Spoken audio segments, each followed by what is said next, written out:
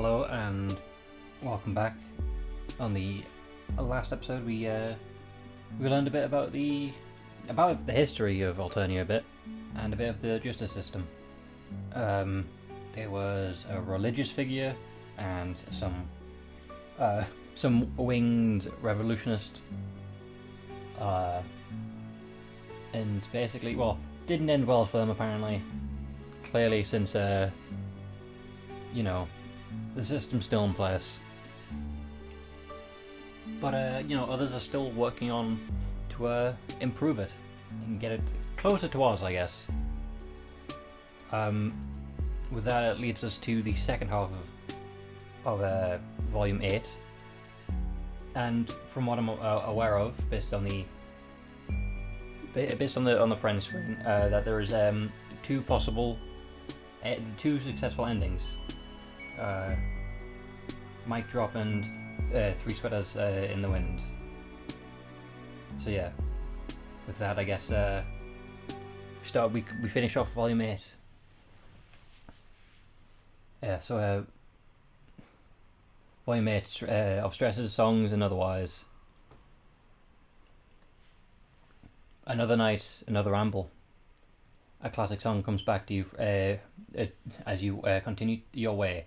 Some sort of good old earth wisdom about a specific kind of footwear being made for walking.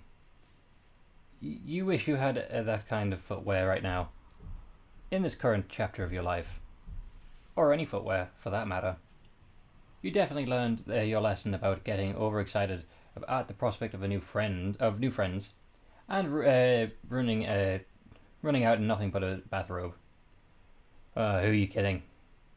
Maybe not that in a particular bathrobe way, but chances are high that wasn't the last time you'll fly off the buoyant afterglow of the immense friendgasm.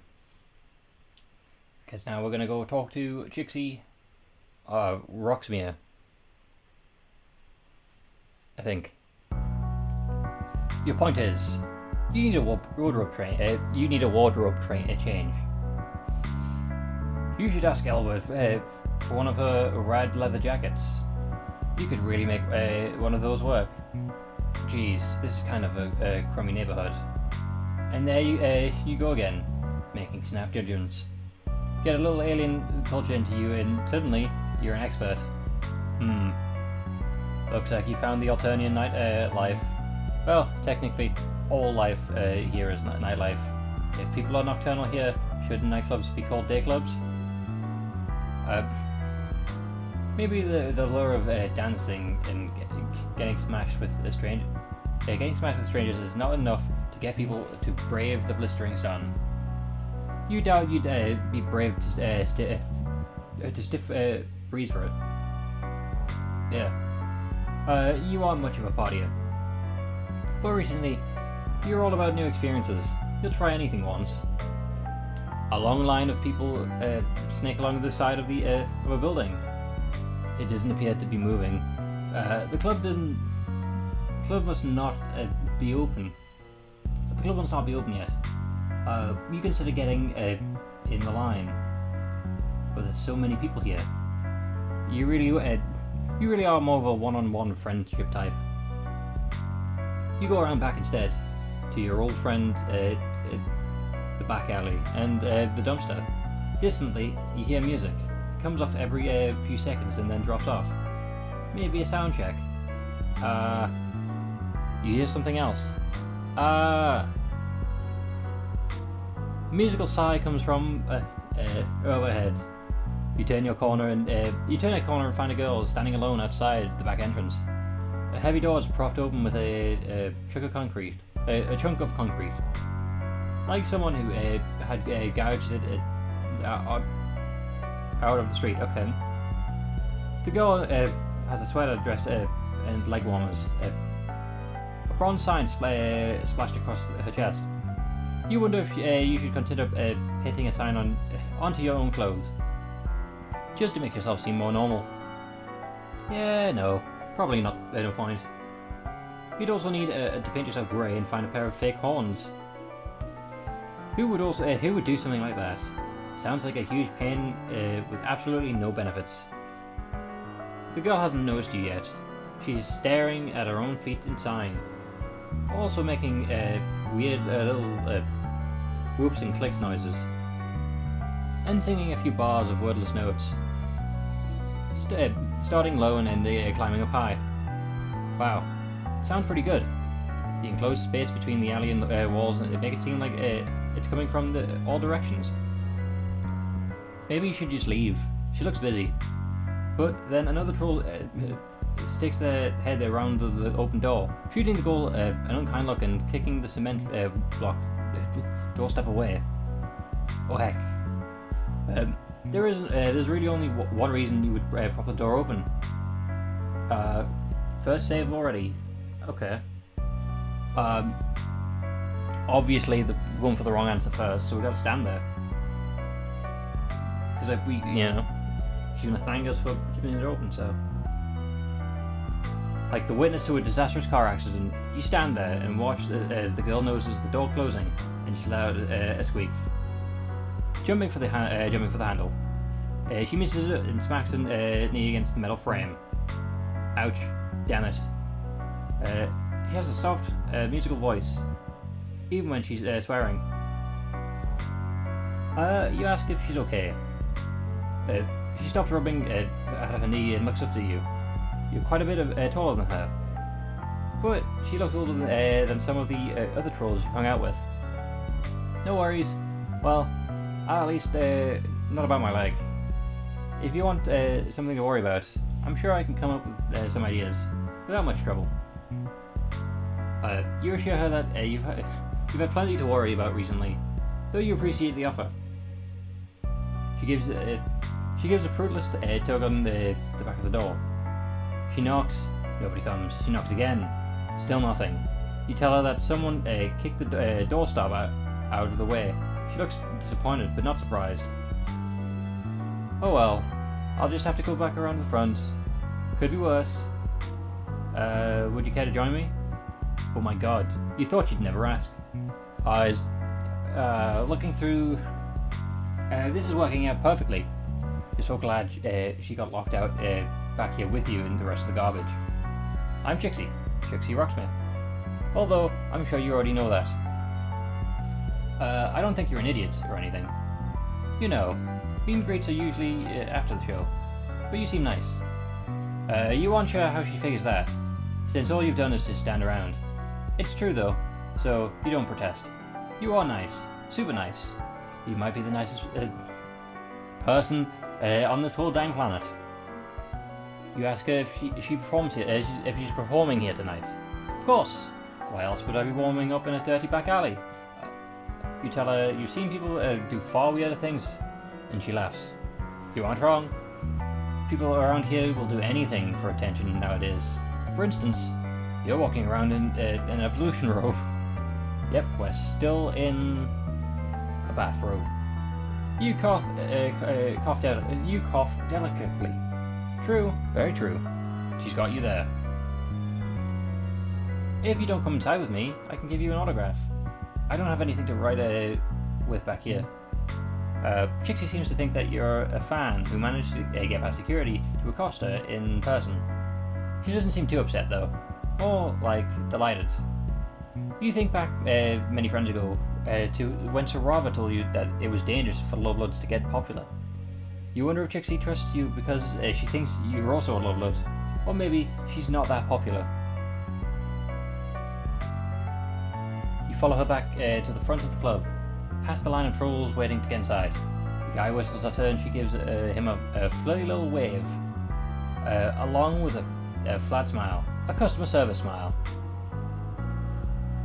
She shows the bouncer something on her palm musk, and he lifts the velvet rope. They're with me. They're my +1. Wow, you've never been anyone's +1 before. Today's the day. A bunch of people in line look annoyed, but Chixie ignores them. You follow her, tripping a little on the hem of your robe. Be careful, huh? You don't want to twist an ankle. Chixie speaks with a lilt, like a character in a musical getting ready to burst into song. You hope you aren't supposed to be to participate if she does. You're allowed to buses for impromptu dance numbers, and you're also liable to flash someone in this robe. You hear music chatter from down the hall, but Chixie pulls you in another direction, towards the dressing rooms. You pass several closed doors, stopping in front of one, and seems to be in the process of being cleared out. A bunch of stuff is spilling out into the hall, clothes trailing out of the suitcase, and the microphone cord seems to be slithered slowly among the detritus. Charming. God, I can't do anything without someone messing with me around. I can't do anything without someone messing me around. Locking me out, and now this. Who did this? I'm seriously out for blood tonight. You look like someone commandeered her dressing room. It looks like someone commandeered her dressing room while she was out, as well as tossed all of her stuff out into the hall. I have to deal with this. I'll be right back. You can borrow some clothes if you want. In fact, I insist. She leaves you in the cramped little room. It's dark in the hall, but everywhere in Alternia is kept darker than is comfortable for you. You're getting used to it, though. You imagine humans used to have to deal with this all the time back in before electricity, provided they didn't die immediately of dysentery. You flick on the outline of a white bulb around the mirror. Oh, wow. Even in the soft, flattering light, you look like an A-grade free-range disaster. Tagora's expensive rainbow drinking serum has rubbed off, and now you're mostly just dusty. You wade through a couple of Chixie suitcases, but everything appears too small for you.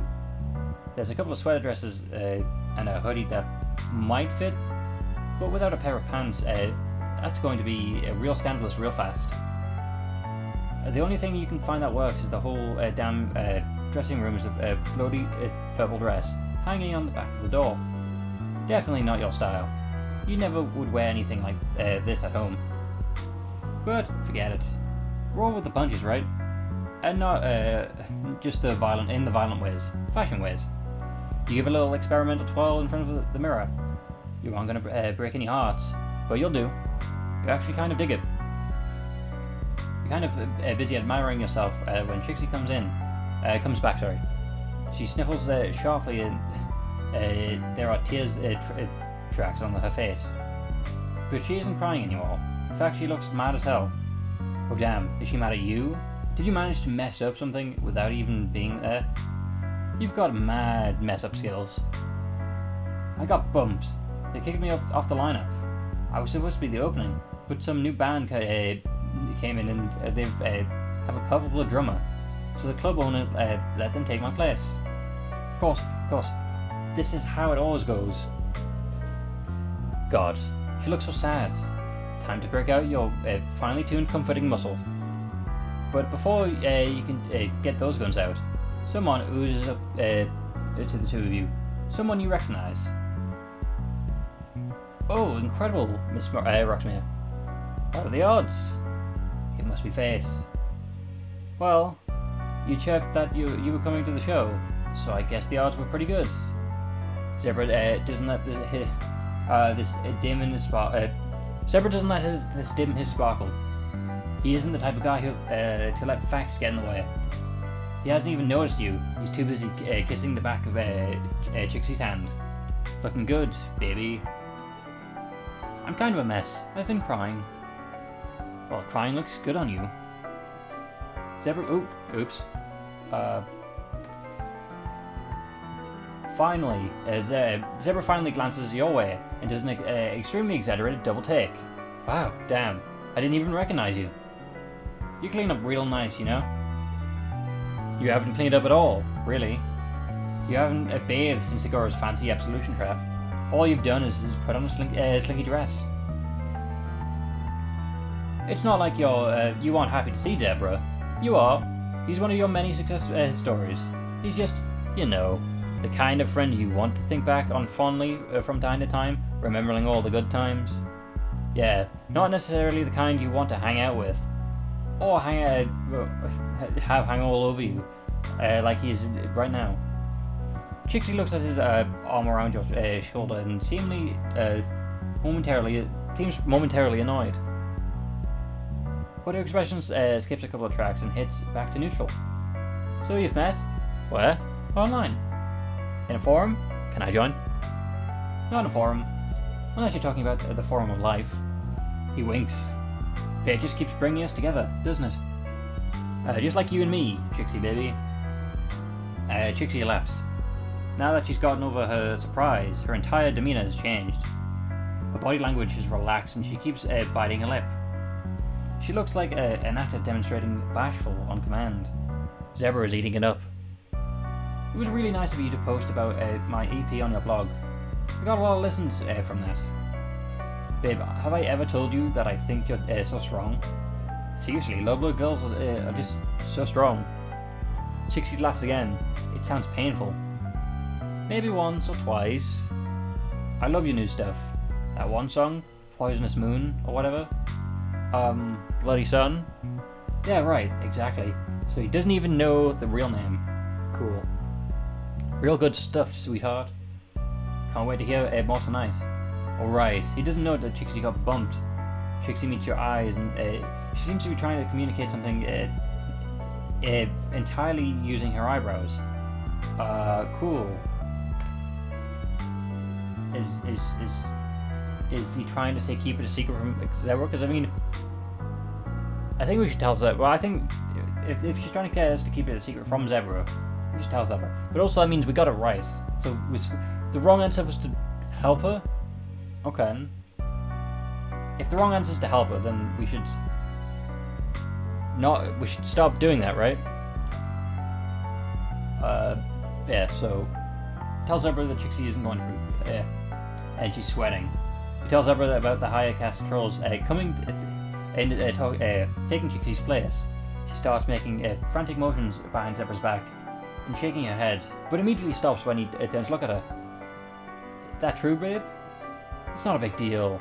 This sort of stuff happens it happens in the business all the time, and so people tell me. Don't worry about it. No, I am worried. I'm always worried about Lovebloods in terrible positions who can't help themselves at all. I'll take care of it for you, You really don't have to. Zebra touches her arm for way too longer than is necessary. It's more than a shoulder rub. It's more of a shoulder rub than a pat. That's uncomfortable. Chixie seems to be trying very hard not to shrug him off. His smile belongs on a Halloween mask and a rictus grin. The two of you watch him swagger off back towards the front of the hall. Chixie lets out a breath. I wish you hadn't done that. He's got a really popular music blog, and he's an indigo, so I have to be polite. One bad review from him and it's over for my career. But I'm trying to interact with him as little as possible. You hadn't realised that Zebra was a musician. Oh, he's not. He just reviews albums and shows. Stuff like that. He makes a lot of reposts, but he's got a ton of followers. Don't get me wrong, it's really nice to be noticed, but he's just a little pushy. And I don't have time in my life right now for quadrants. You know what I mean? You do. You so do. Does Zebra try this with what he tried with you on every Loveblood he meets? You aren't sure what that if that makes you feel worse or better. Chixie talks about him like he's a natural disaster, a tornado that she has to avoid to keep from getting torn apart. Like it's just an inevitable. It's just an inevitability that people would treat her like she owed them something. I don't want to seem ungrateful. You tell her that she doesn't seem ungrateful. From where you're standing, she doesn't seem to be doing anything wrong. She sighs, blowing a piece of her hair away from her eyes. Too bad doing everything right doesn't automatically mean things will go your way. Zebra comes back. Such a little time has passed that you don't think he could possibly have done anything. He shows you using Chixie all his teeth. Okay, I got it all fixed up for you. You're on tonight. In fact, you're heading. You're welcome. Chixie's mouth drops open. What? How? I get to do anything I want in my own club. Wait, what? Wait, what? I bought it from the owner. He's a teal. He's just. Wait, I thought teals had to go for like justice and stuff and law. Seriously, business and ownership. A little ambitious for a midblood, isn't it? I convinced him that it would just be easier for him and everyone else if a high blood took over. I've been meaning to get a club into the club scene anyway. Now you'll always have somewhere to perform, provided you do everything I say all the time. That's not good.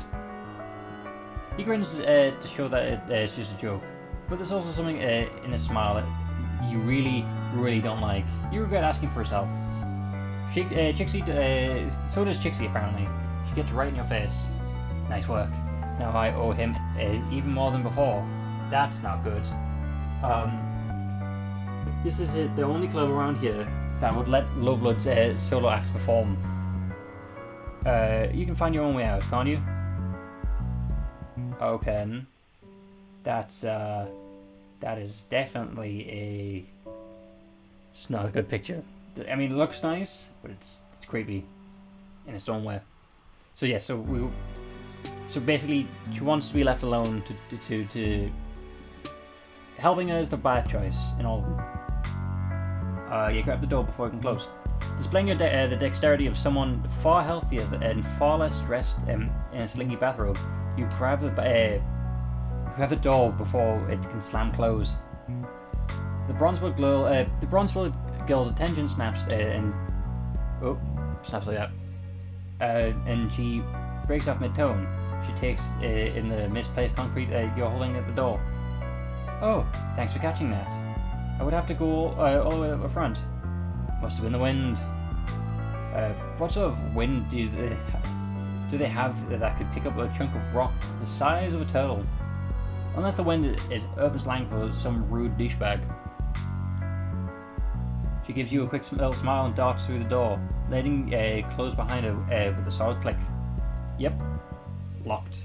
The brief gleaming flare of friendship you felt when she smiled at you as the earnest thanks stutters and dies. You really had a moment there, and now she's inside and you're out here, where you'll never reap the fruit of glorious friendship you've planted with the act of kindness. Jeez, what's the point of doing something nice if you don't get any credit for it? Yep. Okay. And then we mind our own business. You follow Chixie's lead and don't say anything. Zebra finds out pretty soon anyway that Zebra will find out pretty soon that Chixie's when the show starts that Chixie didn't get on stage. He takes off, saying he's gonna go get a spot in the pit. There's no pit here. Her earnest, polite look drops as soon as Zebra is out of sight. She's letting you see all the bit of herself that she has to hide from other people. You wonder if it's because you don't matter that much, or because she can sense your trustworthy nature. You're a natural optimist when it comes to friendship. So you decide to believe the latter.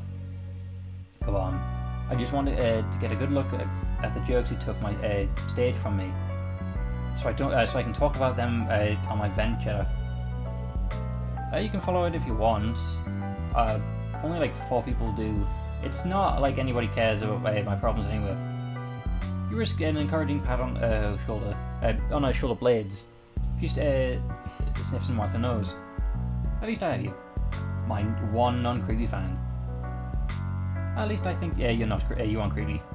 I guess I don't know you that well. You assure you that you aren't creepy. At least not as creepy as that guy. Chixie starts to respond, but then breaks off. Her voice sticks out. It sticks in the throat like she swallowed a bug. That's not good. Chixie, yeah. Oh wait, they actually eat bugs here. Like, she swallowed a live bug. Actually, They might eat live bugs. Oh crap. Smile cancelled. Anyway, Chixie stops talking to you and realizes it's because she's listening instead. First band is on, and going from Chixie's expression, this must be the band that scooped her. I can't believe it. I can't. She takes off. You are sure if you're supposed to follow, but she swoops back and grabs your hand and drags you along behind her. Okay, so she's taking us with her anyway. You pass the club's entrance and up the stage, emerging on the tiny packet area. Chixie stops just outside the stage light. The band on stage is A4 Trolls, a mixed cast judging from their clothes, although you'll suppose that they don't have to wear the clothes of their colour of their blood. Though most trolls seem to, law or tradition, both are dangerous to break. That's my song. They didn't just steal my set, they stole my whole set list. Her cheeks flushed a rusty brown and she shakes with rage. She begins singing along with them. Twist and pull, a breath of terror, breathe the terror of life on hell, spines and gore. Furthermore, on the Nightmare Island spell. Eris above, light below. I'm knocking at your high front door. Love me please, I abhor. It's kind of a tiny country feel to it, except it's about murder, or maybe love, you can't tell. It just doesn't really fit the band on stage's vibe. It doesn't really fit Chixie's either. But then again, you haven't seen her perform. Maybe she's really different when she gets on the spotlight. She's crying now. Tears streaming down her face as she sings. It's all over. Nobody's gonna believe I wrote this music. Some old dirt blood country girl. You remember what Sarava told you about the high blood stealing their music and acting like they wrote it? God, that's unfair. Okay. Well, we haven't helped so far, so we should just... That sucks, where's the bar? Chixie looks up at you like she's the only... she only just remembered she has a physical body and not simply an absorption blob of your sadness. An absorption, or amorphous blob of sadness. There's a cluster of balls nearby. Amp. God, more Fago. For all the brands that could cross the galaxy, of course it had to be Fago. Chixie grabs what looks like a liquor bottle. Oh, right here. Come on. Not even my vent chitter is enough for this. Back in the dressing room, Chixie upends several suitcases onto the floor, mixing her stuff with the other performances. The other performers. Her give a crap meter is down into the red apparently. She flops down to the pile she made and takes a huge gulp of the bottle. Wow. Have some. It's awful. Encouraging. Come on, it's gross, but it won't kill you. You wish people would stop promising you that. So far it's been true, but you still don't trust it. She takes another drink and hiccups, then holds the bottle out to you. Great, peer pressure. Lying on a pile of sweaters with a distraught vocalist and getting wasted is exactly what you wanted to do with your evening. Chixie gives you a bottle and the bottle shake. Oh well. You sucked smoke out of a bug's behind, and you're still here. You drop down on the sweaters beside her. Chixie is dramatic, but you were disappointed to discover that she was not being dramatic about this. It is awful, right? Have some more. You do. God, that's bad. Chixie is getting a lot tipsier. Is getting a lot tipsier than you. She's drinking faster and she's smaller than you are. Not that you know anything about troll physiology. Come on, let's commiserate. It's hard, you know. You know it. Boy, do you know. The music business, I mean. Especially when you're starting out. You have to be visible. But you also can't look like you're showing off. You have to pretend you don't like the attention or fame, even if you do. But sometimes you have to pretend you do like it, even if you don't. If you're a low blood, you have to watch everything you do all the time. If you're high blood, you can do anything and everything. Everybody thinks it's awesome, no matter what. Show business sucks. You want to mention that she's the one who decided to go into it in the first place, but that would be unkind. Nobody here seems to have a job or go to school either. They all just have an intensely obsessive hobbies, like painting or music or meat.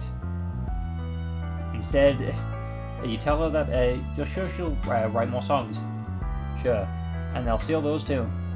You tell her that you're sure that's not the truth. Shh.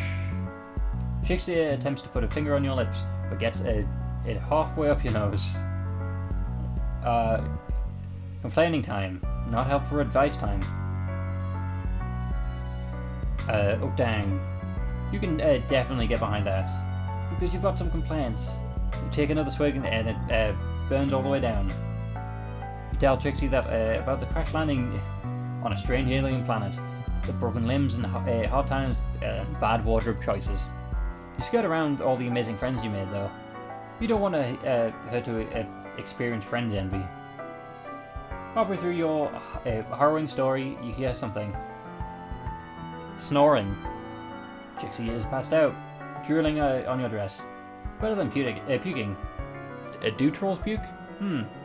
Oh well, this isn't a vow of undying friendship. But it's not friendly. Victory?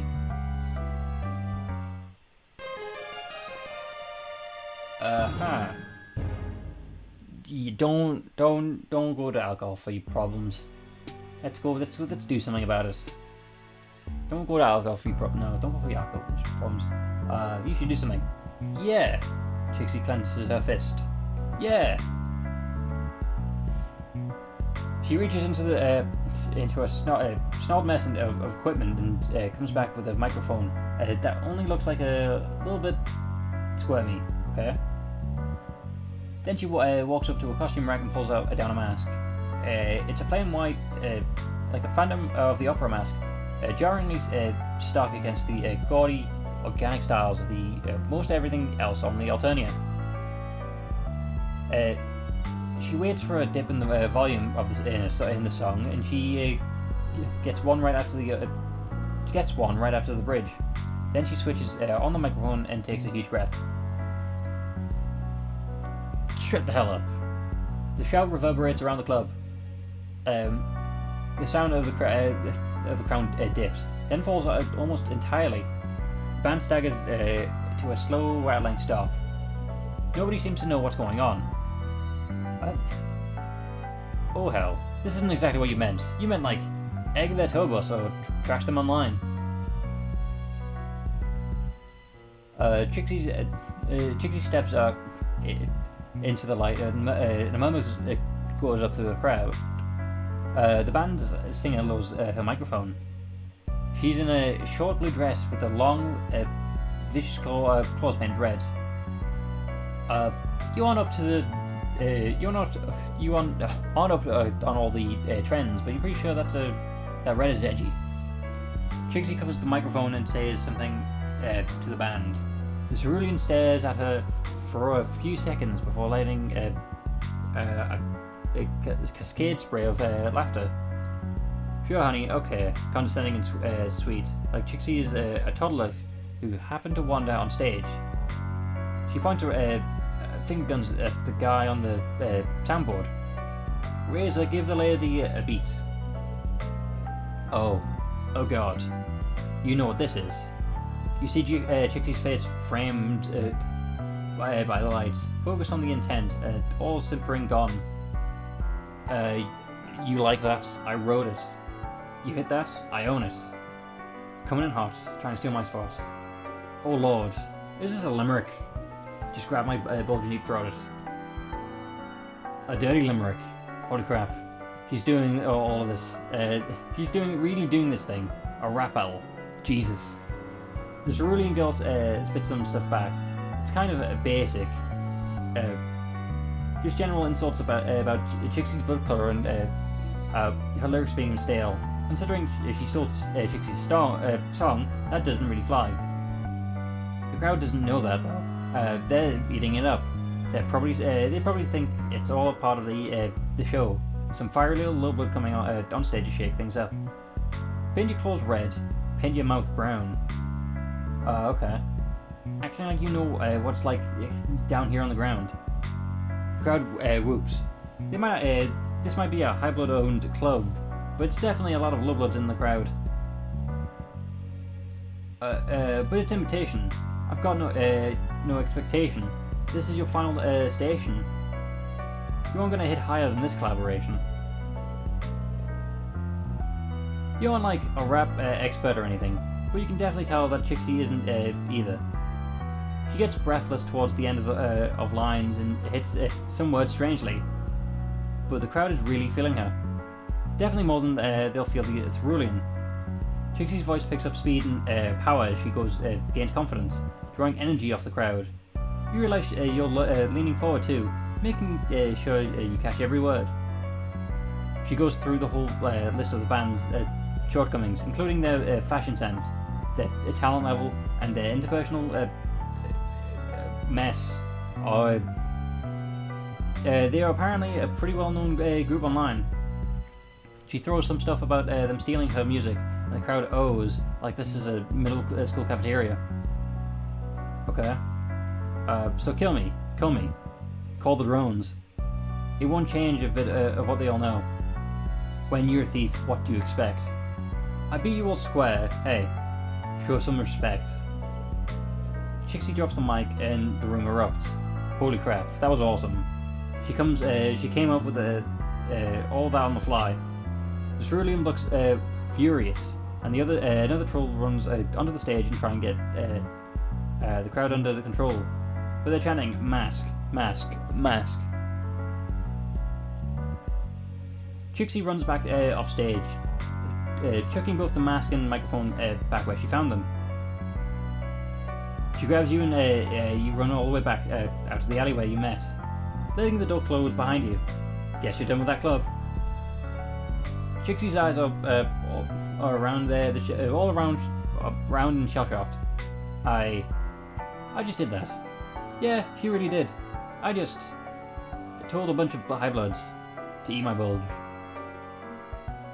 You don't know what a bulge is, but yep. Crap. They liked me, didn't they? They were cheering for me. You say yeah, you're pretty sure they were. Holy crap. I'm going to be killed. I'm going to be killed. Did you hear all that stuff I said? You can't say that stuff like that. You remind her that she was wearing a mask when she said it. Oh, right. Nobody knows who I am. I'm safe. But but that means nobody knows it was me. You aren't quite following. I'm not going to get credit for all that. God. Why does everything in my life have to be so metaphorically resonant? Oh girl, you feel that. You definitely know how what that's like. Hey, that was pretty dope. Both of you jump about a foot into the air. A lowblood in a hoodie and a pair of sunglasses slouches against the brick beside the back door. Either of you are seriously impaired today, or he is seriously good at sneaking. You got any stuff online? He asked Chixie. She gapes at him. But I was wearing a mask. How did you know?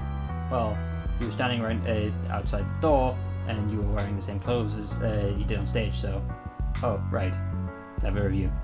Don't worry about it. Plausible deniability, right? Catch you later. He slinks off, one hand raised in a casual, cool guy farewell. See? You tell Chixie. Some people will figure out who you are. Possibly just randos outside of clubs, but still, she can do this. She can make her dreams come true. You're totally right. I so can. I guess all hope isn't lost. At least not until another insurmountable obstacle comes along. Thanks for, well, everything. I would never have gone out there if it was not for you. She hesitates for a few seconds, but then goes in for a slightly damp hug. Sorry, stage lights and terror makes me sweat. Yay, friendship! That was a nicer ending in that one. Thank you for sticking around on that one. That's the end of Volume 8. Volume 9, I believe, is the halfway point, so we're about to start that. Hope to see you there. Anyway, and goodbye.